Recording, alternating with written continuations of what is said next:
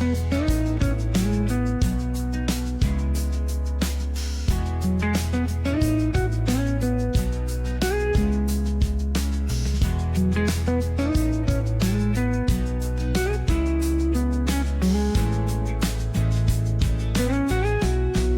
सरस्वती, काय करायला लागली? काय नाही, निवांत आहे. अच्छा, बरं ठीक आहे. कॉलेजला गेली होती आज? आज नाही गेले. अच्छा, का ग? तर तब्येत ठीक नव्हतं, नाही गेले.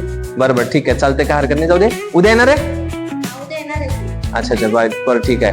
अच्छा, मी म्हणत होतो सरस्वती, आपलं जे सध्या एज्युकेशन चालू आहे हे सर्व झाल्यानंतर ना तू काय विचार केली? तुझ्या करिअर बद्दल तू काय विचार केली? आपण काय करायला पाहिजे? तुला काय वाटतंय? कॉलेज झाल्यावर बघू ना तेव्हा. अच्छा, कॉलेज झाल्यावर बघू असं विचार केली तू. ठीक आहे ना, हे पण गोष्ट बरोबर आहे ऍक्च्युली तुझं.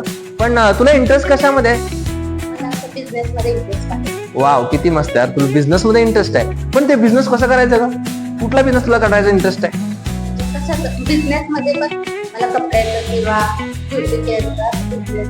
अच्छा अच्छा, ब्युटी केअर मध्ये आणि कपड्यांच्या दुकानामध्ये तुला इंटरेस्ट आहे. बरं, त्यासाठी किती इन्व्हेस्टमेंट करावं लागेल बाबा? एवढं सगळं मोठं इन्व्हेस्टमेंट कुठून करायचं एवढं सगळं? करावं लागतं आपल्याला. म्हणजे आपल्याला इन्व्हेस्टमेंट करण्यासाठी तर पैसे नाहीत, हा, पण बघावं. अच्छा अच्छा. हे पण मला तुझं हे विचार ऐकून खूप चांगलं वाटलं की तू विचार करते की मला ब्युटी आणि कपड्याच्या ह्याच्यामध्ये तुला चांगलं इन्व्हेस्टमेंट चांगलं करून एक बिझनेस उभा करायचा आहे. बाय द वे, हे बिझनेस केल्यानंतर ना तुला काय वाटतं की किती रुपयाचं प्रॉफिट वगैरे याच्यामध्ये काय असतं? काही आयडिया आहे का तुला? काही नाही आहे. बरं, किती वर्ष लागेल सक्सेसफुल होण्यासाठी या बिझनेसला? 3 वर्ष किंवा 2-3 वर्ष तर लागणार आहे. 2-3 वर्ष लागणार आहे. चलो ठीक आहे. आणि आता ऑलरेडी तर 2 वर्ष आपल्या कॉलेजला लागतील अजून. मग कॉलेजचे 2 बिझनेस सक्सेसफुलचे 3, टोटल किती झाले? 5 झाले.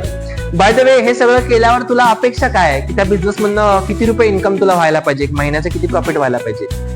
महिन्याचं 15 किंवा 20,000. बस एवढंच? चलो ठीक आहे, तरी पण काय हरकत. हा, स्टार्टिंग तुझं म्हणणं आहे, बरोबर आहे, काय हरकत नाही. म्हणजे 15-20 हजार रुपये स्टार्टिंग तुला व्हायला पाहिजे असं तुझी अपेक्षा आहे. बाय द वे सरस्वती, सध्या तू फ्री टाइम मध्ये काय करतेय? निवांतच आहे. अच्छा ठीक आहे.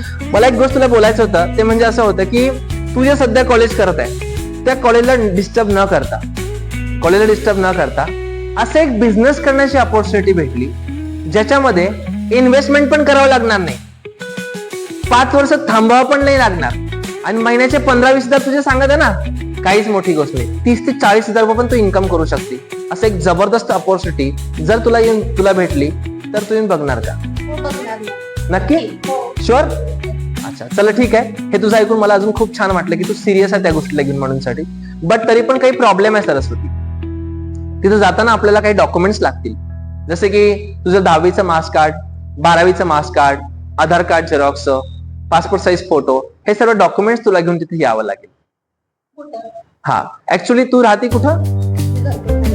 अच्छा ठीक आहे, काय हरकत नाहीये. मी एक काम करूया, आपण त्या कॉलेजला जातो का? आपल्या कॉलेजच्या जवळच आहे. तू एक काम कर, तरी पण कॉलेजच्या जवळ ये, तिथून आपण 2 जण मिळून जाऊ शकतो. टायमिंग, आता टायमिंगच्या प्रश्न आला, तू कधी फ्री आहे? उद्या फ्री आहे का परवा फ्री आहे? उद्या फ्री आहे. सकाळी का दुपारी का संध्याकाळी? 11ला की 10ला? कन्फर्म? का बरं असं विचारलं मी?